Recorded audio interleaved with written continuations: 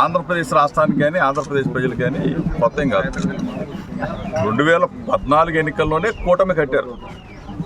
Chandrababu Naidu, Pawan Kalyan, BJP ఆ రోజు కూడా కలిసి పోటీ చేశారు కదా. కలిసి పోటీ చేశారు, కలిసి గెలిచారు, కలిసి మేనిఫెస్టో పెట్టారు. తర్వాత చంద్రబాబు నాయుడు ముఖ్యమంత్రి అయ్యాడు.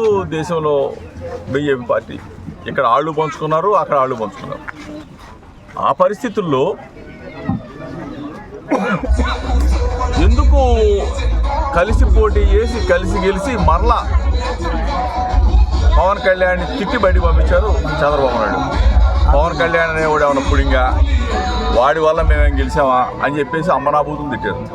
ఆయన్ని తిడతామే కదా, ఆయన కుటుంబ సభ్యులు తిట్టి వాళ్ళ అమ్మను కూడా తిట్టి పంపించారు. అది అయిపోయింది. చంద్రబాబు నాయుడు అనే వ్యక్తి మోడీని పట్టుకొని ఇష్టం వచ్చినట్టు మాట్లాడాడు. ఏదైనా కుటుంబం లేదు, భార్య లేదు, పిల్లలు లేదు, ఏం తెలియదు. పవన్ కళ్యాణ్ కూడా మోడీని కూడా మాట్లాడిన భాషలో మనం చూసాం.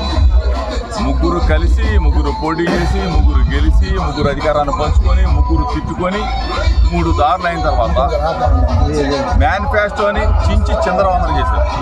ఒక్క వాగ్దానం నెరవేర్చాలి, ఒక్క హామీని నిలబెట్టుకోవాలి.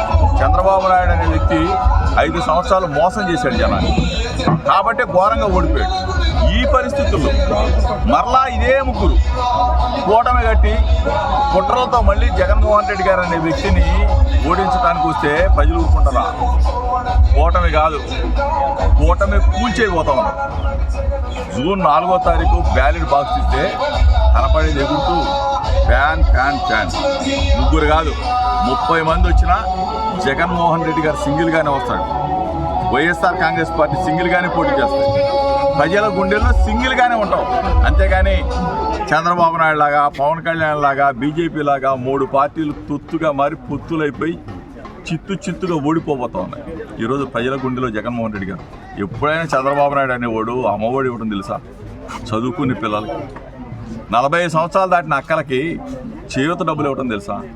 డ్వాక్రా అక్క చెల్లెలకి ఆసరా డబ్బులు ఇవ్వడం తెలుసా? పెన్షన్ ఇంటికి పంపించడం తెలుసా? రేషన్ ఇంటికి పంపించడం తెలుసా? ఇళ్ల స్థలాలు లేని అక్క చెల్లెలకి ఇళ్ల స్థలాలు ఇచ్చి ఇల్లు కట్టిస్తున్నాడు. ఇటువంటి మంచి పథకాలు చేశాడే. ఎవరైనా జగనన్నని కాపాడుకుంటారా, జగనన్న ఓడించుకుంటారా? అన్నం పెట్టేవాడిని కాపాడుకుంటారు, అండగా ఉండేవాడిని కాపాడుకుంటారు. ఇది ప్రజలు వాళ్ళ గుండెల్లో ఉన్న అభిప్రాయం. 13వ తారీఖు ఎప్పుడు వచ్చిందా, ఎప్పుడు వెళ్ళిపోయి ఫ్యాన్ గుద్దేయాలా అని చెప్పి ఎదురు చూస్తూ ఉన్నారు. 5 సంవత్సరాలు జగనన్న సేవ చేశాడు మాకు, మేము జగనన్నకి ఫ్యాన్ గుర్తుకు ఓటేయాలని చెప్పేసి ఫిక్స్ అయిపోయారు. ఇది జరిగే యుద్ధం పేదలకి పెత్తందాలకి జరిగే యుద్ధంలో పేదలమైన ఎస్సీ, ఎస్టీ, బీసీ, మైనార్టీ, కాపులు, అగ్రవర్ణాల్లో ఉన్న పేదలందరం కూడా గెలవబోతా ఉన్నాం. ఇది చరిత్ర జరగబోతుంది. మరో 2 రోజుల్లోనే ప్రచారం ముగుస్తుందండి. ఇప్పటి వరకు మీరు ప్రచారం చేస్తారు, ఎలాంటి స్పందన ఉంది? అసలు రిజల్ట్ ఎలా ఉండబోతుంది? ఊహగా అసలు ఊహించడానికే ఊహించడం అంటే ఈరోజున్న ప్రచార సరళ అవ్వచ్చు, ప్రజల స్పందన అవ్వచ్చు. జగన్మోహన్ రెడ్డి గారు 170 స్థానాలు గెలవాలి అని చెప్పేసి మా ఎమ్మెల్యేలు అందరూ కూర్చోబెట్టి చెబుతామంటే వెనక కూర్చున్నాం మేము. ఏంట్రా బాబు పెట్టంటున్నాడు అని చెప్పి అనుకున్నాం. ఈరోజు తెలుస్తాం ప్రజల హృదయాల్లో జగన్మోహన్ రెడ్డి గారి పట్ల ప్రేమ, అభిమానం.